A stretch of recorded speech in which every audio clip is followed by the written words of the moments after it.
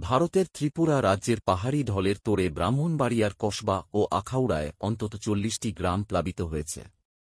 এতে টানা দ্বিতীয় দিনের মতো আখাউড়া স্থলবন্দরে আমদানি-রফতানি কার্যক্রম বন্ধ রয়েছে।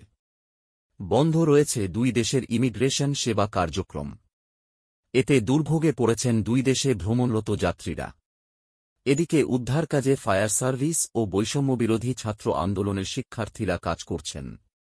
জেলা প্রশাসনের পক্ষ থেকে দুর্গত এলাকায় শুরু হয়েছে ত্রাণ তৎপরতা।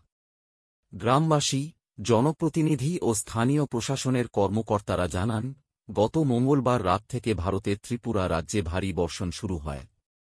এতে ব্রাহ্মণবাড়িয়ার আখাউড়া উপজেলার হাওড়া নদী, কালন্দি খাল ও জার্জি খালের পানি বিপৎসীমার ওপর দিয়ে প্রবাহিত হচ্ছে। এতে আখাউড়া উপজেলার অন্তত ৩৬টি গ্রাম বন্যার পানিতে প্লাবিত হয়েছে।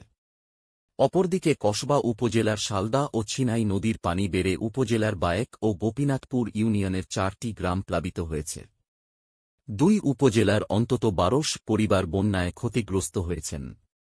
তবে এখন পর্যন্ত ক্ষতিগ্রস্ত এলাকাগুলোতে সরকারি ত্রাণ তৎপরতা পৌঁছায়নি বলে জানান জনপ্রতিনিধিরা। আখাউড়া উত্তর ইউনিয়ন পরিষদের চেয়ারম্যান মো. শাহজাহান জানান, তার এলাকায় বেশ কিছু নিচু এলাকা প্লাবিত হয়েছে। আশ্রম প্রকল্পের